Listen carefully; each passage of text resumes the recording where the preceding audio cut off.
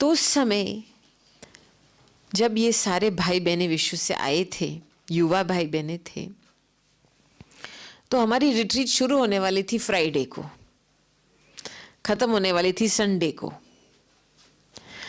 और बुधवार को, वेडनेसडे को आशा दीदी बताती है कि गुरुवार को सोनिया गांधी जी की, सोनिया जी का बर्थडे है, तो मुझे पूरा ग्रुप को दिल्ली में लेके जाना है।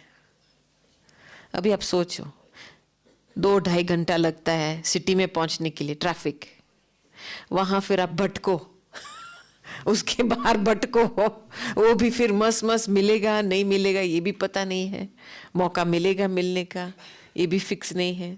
बर्थडे के समय तो सारा पूरा दिल्ली पहुंच जाता है वहां पे, और फिर 2-2.5 घंटा वापस आओ, और रिट्रीट फ्राइडे को है। तो मेरे अंदर थोड़ा सा रिएक्शन निकला, तो मैंने बोला दीदी देखो आप इनको लेके जाओ, मैं रहती हूँ, मैं तैयारी कर लेती हूँ। दीदी ने बोला नहीं नहीं नहीं नहीं, आपको आना है। तो मैंने फिर क्या किया, मैंने अपने संकल्प को बंद कर दिया और सभी को इकट्ठा किया, और मैंने बोला देखो अभी ये फिक्स हुआ है, तय हुआ है कि हमको सोनिया जी के बर्थडे पर जाना है, लेकिन हमारा टाइम वेस्ट नहीं होना चाहिए, कुछ हमको सफलता मिलनी चाहिए इस ट्रिप से। तो अभी आप सभी डीप साइलेंस में बैठो 5 मिनट के लिए, और जो भी पूर्व कल्प में, पिछले कल्प में जो हुआ था वो याद करो। सभी साइलेंस में बैठे, साइलेंस 5-10 मिनट, बहुत डीप साइलेंस हुआ। मैंने बोला याद करो क्या हुआ जब भी हम मिले थे। तो एक ने बोला हमने फूल दिया था उसको, दूसरे ने बोला हमने प्रश्न पूछा था इसको, तीसरे ने बोला कुछ और किया था। तो सारी बातें हमने पेपर पे नोट की, ऐसे 8-10 बातें थी, अलग अलग व्यक्ति को अलग अलग प्रेरणा आ रही थी, वो लिखी, उसका ऑर्डर बनाया कि जिसने जो बोला वो ही काम वो करेगा। माना जिसने बोला हमने फूल दिया है, उसका काम है फूल लेकर के तैयार रखना, ठीक है। जिसने बोला है हमको प्रश्न पूछना है, उसका काम है एक प्रश्न तैयार करके रेडी रखना। और जैसे हम इसको मिले तो बिना पूछ के 1 by 1 एक एक को अपना काम करना है, ठीक है। ये तो अच्छी तरह से प्लान बना के हम गए, फिर गए पहुंचे बड़े मुश्किल से। मैं रियली दीदी के थैंक्स देती हूँ, इतना सालों से मेहनत किया है ऐसे बड़े लेवल तक कनेक्शंस रखने के लिए। तो दीदी ने अंदर जाके रास्ता बनाया हमारे लोगों के लिए, तो हम गए सभी अंदर, और वहाँ बहुत बड़ा गार्डन है, और गार्डन के आसपास वो क्या टिन शेड होते हैं ना, तो हम जाकर के कोने में बैठ गए, पूरा हमारा ग्रुप जैसे खड़ा रहा। और छोटा सा गार्डन सोनिया जी का बाजू में था। तो दीदी कोशिश कर रही थी कि बाजू में गार्डन में जाए हम, थोड़ा प्राइवेट मीटिंग हो, लेकिन उसके जो पर्सनल असिस्टेंट था वो कहता है बहन जी बहुत सारे ऐसे संस्थाएं हैं, हम आपको परमिशन देंगे तो आपके पीछे 100 खड़े हैं लेकिन आप एक काम करो, जब भी सोनिया गांधी जी आएंगे तो सारी मीडिया सभी वहाँ खड़े हैं, वो ऐसे सभी को मिलेंगी और बाहर जाएंगी मीडिया को मिलने के लिए, लेकिन आपका ग्रुप बाहर नहीं आना, आप अंदर ठहरना, ठीक है। 10 मिनट, 15 मिनट, थोड़ा 20 मिनट हुआ, फिर वो आए, बाहर आए, और सभी को ऐसे हाथ मिला करके, किसी के पास फूल थे, वो क्राउड था ना, बीच में गई, फूल था, वो था, हैप्पी बर्थडे सुना, पैदल करके ऐसे 5 मिनट बाहर चली गई, पूरी क्राउड उसके पीछे चली, सभी इसके पीछे। और हमारा कितना 25 का ग्रुप, और भाई साहब भी थे साथ में, आशा दीदी भी थे साथ में, तो हम रह गए वहाँ पे। फिर थोड़ा और 15-20 मिनट के बाद जब उनका बाहर पूरा हुआ, तभी वो वापस अंदर आए। तो फिर उसकी जो असिस्टेंट था हमारे तरफ लेके आया, और यहाँ बीच में बैरियर था।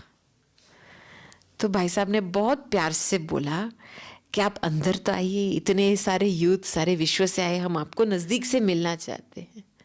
तो माना, और जैसे अंदर आए एक इशारा से सारी टीम ने शुरू कर दी एक जल्दी आकर के इटली की बहन ने फूल दिया, कोई जर्मनी की बहन ने प्रश्न पूछा, तीसरा ने कुछ और किया, चौथा ने कुछ और किया। इतना अच्छा, जैसे जो पिछले कल्प की जो यादाश्त थी वो प्रत्यक्ष हुई उस समय। और पता है इन बड़ों को तो मस 5 मिनट मिलता है, 15 मिनट टाइम दिया मिल करके आपस में। इतना अच्छा लगा, उसको भी अच्छा लगा। तो फिर कैसे टाइम पास हुआ वो भी पता नहीं चला। फिर भाई साहब ने भी 2 शब्द बोले, माना बहुत अच्छा टाइम मिला।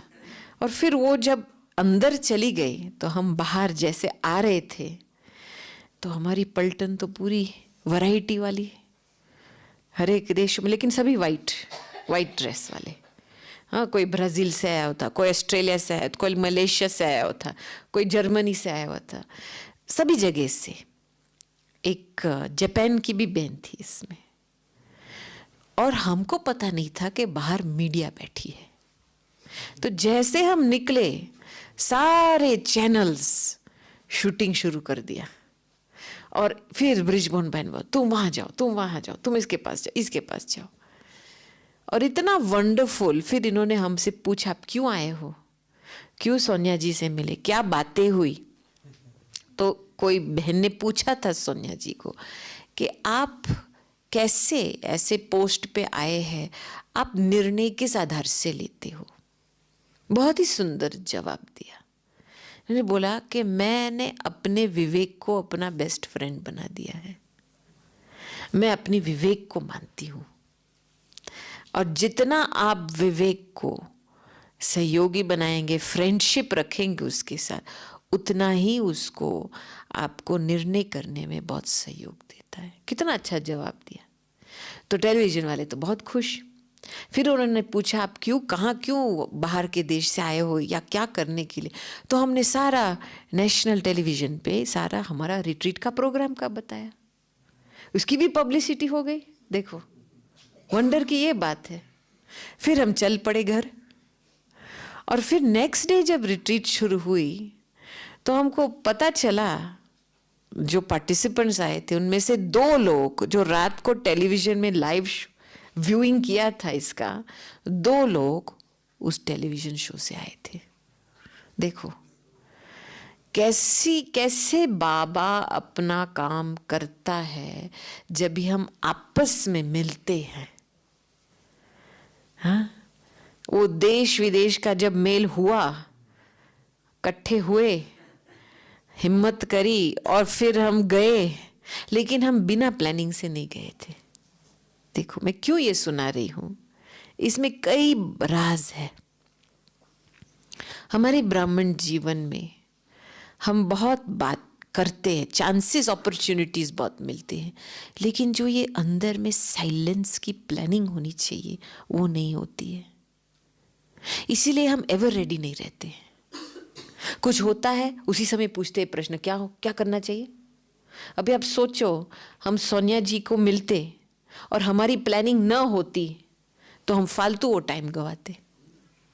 बस एक व्यक्ति बोलता, काम खत्म, और सभी बैठते बस मुंह देखते। लेकिन उसका एक एक मिनट का पूरा लाभ ले लिया था हमने। तो यही बात है, साइलेंस में सब कुछ है। साइलेंस में बाबा मिलेगा। साइलेंस में जो कल पहले की बात है वो स्मृति में आएंगी। हाँ, साइलेंस में ड्रामा के सिग्नल को आप महसूस करेंगे। और जितना हम साइलेंस में बैठेंगे तो हमारा पुरुषार्थ का रास्ता क्लियर हो जाता है। हाँ? इसलिए वर्तमान समय अनुसार हमारे विघ्न कहाँ से आते हैं, समस्याएं कहाँ से आती हैं? हमारे संकल्पों के विस्तार से।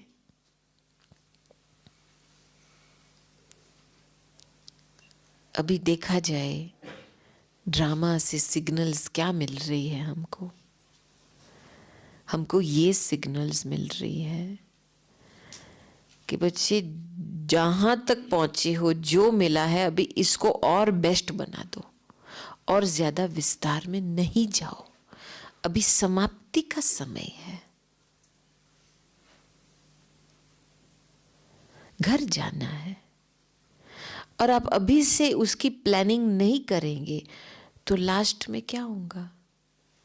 आपके पोटले इतने विस्तार में होंगे कि समेटने का चांस ही नहीं होगा और उस विस्तार का आपको भोगना पड़ेगा। तो इसीलिए वर्तमान समय साइलेंस की शक्ति को बढ़ानी है, अंदर की साइलेंस की शक्ति, मन को शांति से चलाना है, बुद्धि को बीच बीच में एकाग्र करनी है, पूरी अंदर की शक्ति को एकाग्र करनी है और दिल को साफ रखना है। तब जाकर के अविनाशी सत्यता की शक्ति माया जीत, प्रकृति जीत बना सकती है। देखो सत्य क्या है? जो चीज अविनाशी होती है वो सत्य है। सत्य माना सत्य, वो कभी खत्म नहीं होती है वो चीज। तो जितना हम इस स्मृति में जैसे रहेंगे कि मैं एक अविनाशी आत्मा हूं, मैं अनादि हूं, मैं अमर हूं, मैं अविनाशी आत्मा हूं,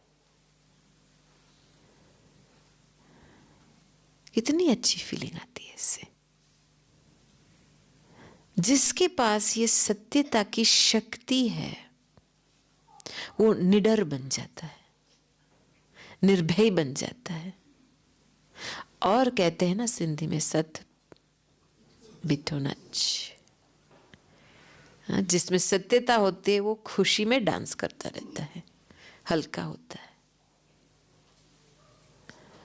सत्यता की शक्ति से चिंता मुक्त होते हैं, भय मुक्त होते हैं, अपनी कमजोरी की भी चिंता नहीं होती है। महारथी महारथी क्यों बनते हैं? सभी में कमजोरी है,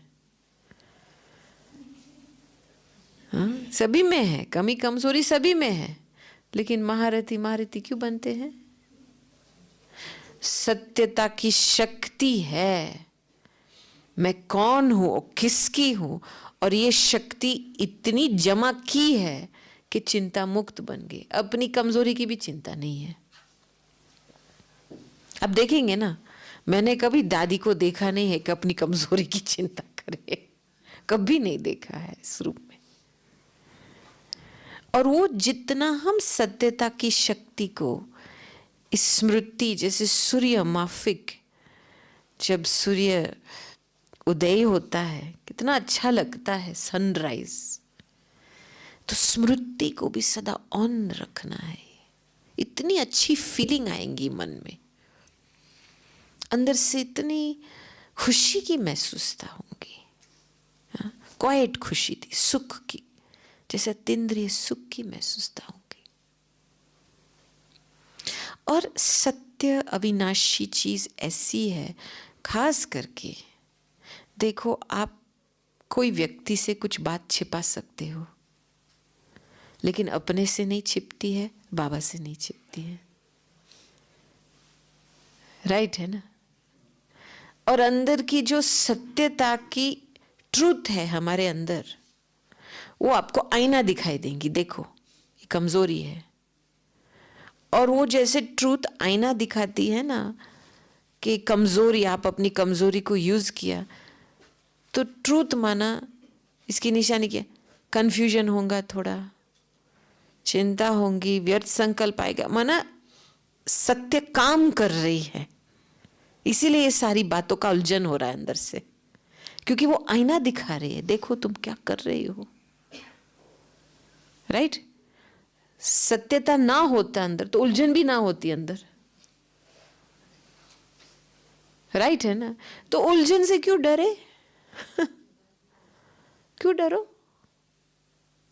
ये निशानी है कि आपकी सत्यता काम कर रही है, तो सुनो ना, महसूस तो करो, तो उस समय रियलाइज तो करो।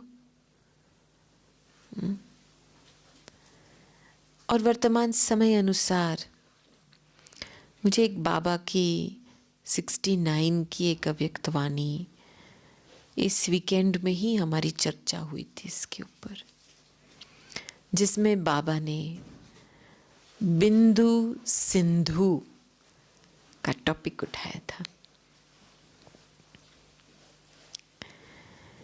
कि बच्चे सार में रह कर के जितना विस्तार में जरूरी है सेवा के लिए उतना तक ही विस्तार करना है। देखो, सभी के हाथ में आज मोबाइल फोन है, ठीक है, बिना मतलब से मोबाइल फोन यूज किया जाता है, वेस्ट। कुछ जरूरी काम है तब साधन उठाओ, कुछ सेवा के लिए तब साधन उठाओ, बाकी बस फालतू टीवी वीडियो, सारा बायोस्कोप तो फोन में बैठा है। हल्का पाप का बोझा बढ़ रहा है, और जितना आप जड़ के ऊपर अटेंशन देंगे उतनी बुद्धि भी जड़ बन जाएंगी, ये समझ लो। फिर कंप्लेंट आती है, हमारा योग क्यों नहीं लगता है। अरे सारा दिन जड़ के साथ बुद्धि होती है, कैसे योग लगेगा। योग माना क्या, एक साधना है, बुद्धि की साधना है, बुद्धि की एक्सरसाइज है। अब देखो, एक सेकंड में जहां पे भी बैठे हो अलर्ट हो जाओ,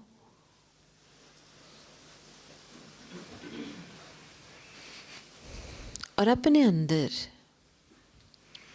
अपनी आंतरिक शक्ति को महसूस करो, फील करो। वो अति सूक्ष्म एनर्जी, वो चैतन्य शक्ति जो इस शरीर को चलाती है,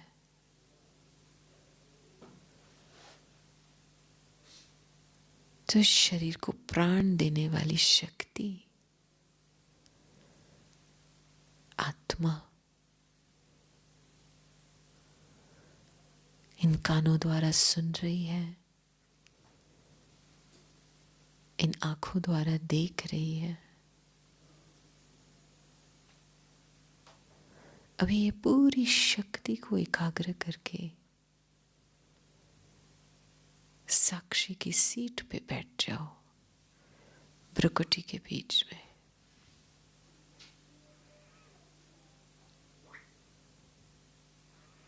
पूरी शक्ति को एकाग्र कर दो, सार में ले लो, बिंदु बन जाओ।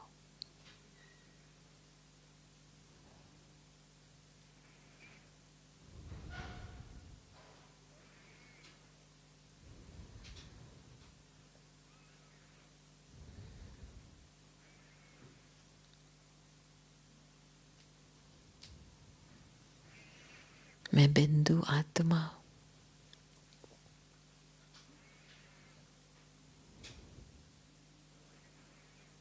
सिंधु के साथ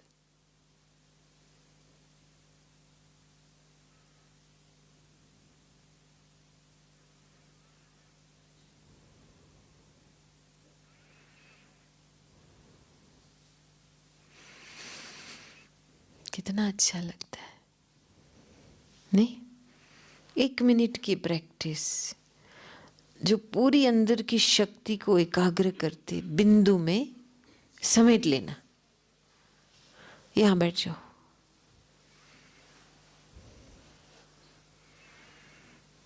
ये ड्रिल बार बार करनी चाहिए। क्या है कि हमारा ध्यान बहुत बातों में व्यस्त हो जाता है, इधर उधर इधर उधर इधर उधर, इसीलिए योग नहीं लगता है। क्योंकि जब तक आपने अपनी शक्ति को वापस नहीं ले लिया है, एकाग्र नहीं किया है, इसको बिंदु में नहीं समेट लिया है, तब तक कैसे सिंधु के साथ योग लगेगा। सिंधु की अनुभूति ऑटोमेटिकली बिंदु के साथ जुड़ी हुई है। जैसे आप बिंदु बन जाएंगे ना, सिंधु की स्मृति आ जाएगी। कितना अच्छा साइलेंस की फीलिंग आई थी ना आपको? हल्कापन शुरू हो जाता है, शांति। और ये कितना, 1 मिनट भी नहीं था। तो बीच बीच में दिन में ये ड्रिल करते रहो, सब कुछ समेट लो, ताकि मन में एक, बुद्धि में एक और दिल में एक। बस इतना अच्छा लगेगा आपको। और फिर दूसरी बात है, अभी वो टाइम है जो हिसाब निकलने का टाइम है अभी। वैसे तो कर्मों का हिसाब किताब बहुत तेजी से अभी चुकतू हो रहा है, देखा जाए तो। थोड़ा सा भी पगला अलबेले होने के कारण आपने उल्टा लगाया तो वही कारण बन जाएगा कर्म का हिसाब किताब चुकतू करने के लिए। इसलिए अभी सावधानी बहुत चाहिए। और अभी खुद का हिसाब चुकतू करना है, निकालना है। हम क्या करते हैं, जिस बातों में, बाबा ने बहुत अच्छी बात बताई, जिन बातों में प्लस करना होता है माइनस करते हैं, जिन बातों में माइनस करना होता है हम और प्लस करते हैं। सारा हिसाब उल्टा। जहां विस्तार नहीं करना है वहां ज्यादा करते हैं, जहां करना है वह हम कट करते हैं।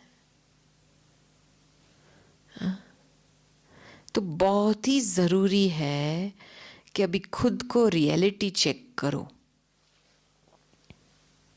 कहां कहां अननेसेसरी विस्तार हो रहा है, चाहे बोल में, चाहे कर्म में। दृष्टि भी इधर उधर। कंट्रोल चाहिए ना। जब तक कंट्रोलिंग पावर नहीं होंगी अंदर, रूलिंग पावर कहां से आएंगी? आपको प्रजा में आना है क्या? आना है प्रजा में? नहीं, सभी ना तो बोलेंगे, लेकिन पुरुषार्थ में प्रजा में आना है तो इधर भटको। राजा बनना है तो एकाग्र, कंट्रोलिंग पावर। जहां पे आवश्यकता नहीं है वहां पे ध्यान जाना ही नहीं चाहिए। समझ आई बात? सारा खेल ध्यान के ऊपर है। मैं आपको बताऊं, मुझे इसका महत्व एक बारी पता चला जब पहली बारी गुलजार दादी जी को पानी में लंग्स का प्रॉब्लम शुरू हुआ था। आई थिंक 2016 में, सितंबर अक्टूबर में ऐसे कोई मास था।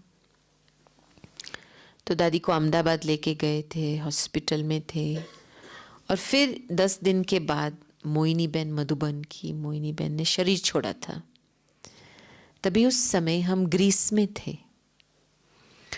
तो हमने टिकट बनवा करके हम केवल 4 दिन के लिए मधुबन में आए।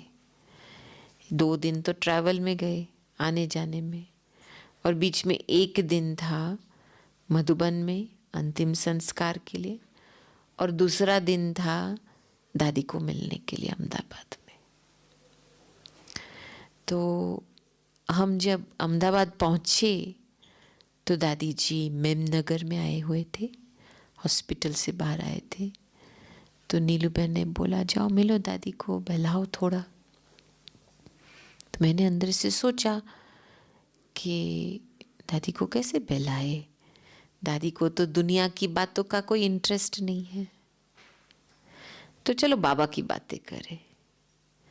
तो मैंने दादी को पूछा, दादी आपकी जब इस हालत होती है तो बाबा आता है क्या? तो दादी ने बोला, हाँ आता है। तो फिर मैंने पूछा, क्या करता है?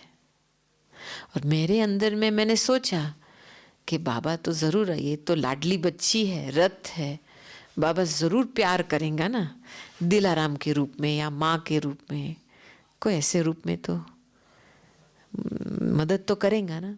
तो मेरा ऐसा सोच चल रहा था। फिर भी मैंने दादी को पूछा कि किस रूप में आता है? तो दादी ने बोला, चेकर के रूप में। हाँ, क्या चेकर? पहले तो मैंने समझा नहीं ये चेकर क्या। अच्छा, फिर मुझे समझ में चेकर। मैंने बोला दादी चेकर क्या करता है बाबा? आपकी तबीयत चेक करता है क्या? तो दादी ने बोला हाँ, वो आकर के सब कुछ देखता है, तबीयत देखता है, सब कुछ देखता है, लेकिन खास करके मेरा ध्यान चेक करता है। अभी आप सोचो, ये बाबा की रथ है, परम पूजनीय पवित्र एक आत्मा है, इतनी श्रेष्ठ पुरुषार्थी है, त्यागी तपस्वी आत्मा है, फिर भी ये टेस्ट पेपर के समय बाबा साक्षी होकर के बच्ची का ध्यान कहाँ है वो चेक करता है। ये भारी मंजिल है। समझ में आई बात? पूरा खेल ध्यान के ऊपर है और हम ध्यान के साथ खेल करते हैं, फालतू बातों में ध्यान चला जाता है, ध्यान की शक्ति को गंवा देते हैं, फिर कंप्लेन करते रहते, व्यर्थ संकल्प क्यों आते हैं, योग क्यों नहीं लगता है, समस्या क्यों आती है। और ये सारे प्रश्नों का जवाब मिलेगा जब आप अपने ध्यान को नियम अनुसार चलाएंगे। फिर मैंने दादी को पूछा कि दादी, वर्तमान समय बहुत लोग कहते हैं कि अभी सेवा का विस्तार हुआ है, घर जाने की तैयारी करनी है, तो हम योग ही करें, सेवाओं को छोड़ देवे, तो क्या करना चाहिए? विस्तार तो हो रहा है, तो किस पे ध्यान देना चाहिए? तो दादी शांत होकर के बोला, ध्यान हर बात में चाहिए। तब मुझे पता चला दो बातें। एक है कि देखो, जो राजा रानी बनने वाले हैं वो चारों सब्जेक्ट में पास होते हैं, ज्ञान, योग, धारणा, सेवा। प्रजा में नहीं आना है तो चारों सब्जेक्ट में पास होना है, तो चारों सब्जेक्ट में ध्यान चाहिए ना। दूसरा है कि ध्यान ऐसी फैकल्टी है, ऐसी एक अंदर की एक मनोवृत्ति है जो कायम मैं बिंदु आत्मा हूं, मैं सिंधु के साथ हूं, वो भूलता नहीं है।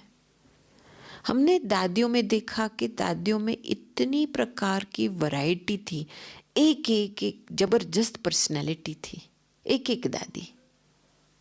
लेकिन एक चीज कॉमन थी हर एक दादी में, अति रिगार्ड बाबा के लिए, श्रीमत के लिए। जैसे बाबा को एक लिविंग व्यक्ति है उनके सामने, ऐसे वो चलते थे। दादी जी जब किसी के साथ बात करने से पहले बाबा के पास ध्यान, बाबा का ध्यान, 1 मिनट साइलेंस, बाबा को आह्वान करो, फिर बातें करो। खाना खाते थी, 1 मिनट बाबा का ध्यान, बाबा को आह्वान करो, फिर खाना शुरू करो। इसको कहते हैं रिगार्ड। आपके साथ कोई वीआईपी आदमी खड़ा होता है तो हर बात में उसको पहले करते हो ना आप, राइट है ना? तो बाबा सारा दिन घूमता रहेगा तो हर बात में बाबा को आगे करना है ना। ये है रिगार्ड, ये है ध्यान। और हम क्या करते हैं, वीआईपी को ही भूल जाते हैं। जाओ मैं अपना काम करती हूँ, फिर बाद में काम होगा ना तब आपके साथ बात करेंगे। हाँ? इसलिए अभी स्वमान की शक्ति रिगार्ड से बनती है। जितना हम रिगार्ड देते हैं बाबा को, और जो बाबा ने हमको दिया है, उतनी हमारी स्वमान की शक्ति जमा होती है।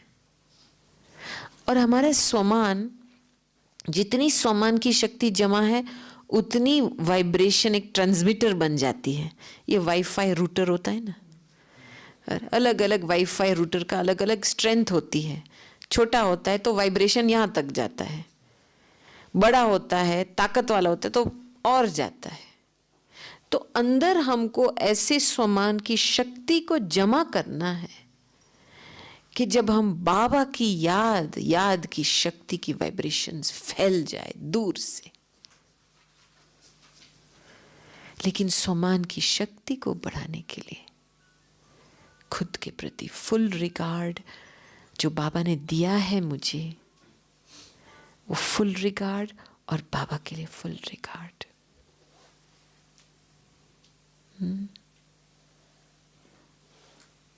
समझ में आई बात? क्या करना है अभी? हाँ, सार विस्तार, सार में रह करके जहां जरूरी है वहां पे ही विस्तार करना है। बाकी समेटने का काम जल्दी से जल्दी शुरू कर लो, और साइलेंस की शक्ति को और गहरा बनाओ और अपनी प्लानिंग करो। साइलेंस में ही वो प्लान प्रत्यक्ष हो जाएगा, संकल्प शक्ति से नहीं। ठीक है? ओके, चलो, ओम शांति, गुड नाइट।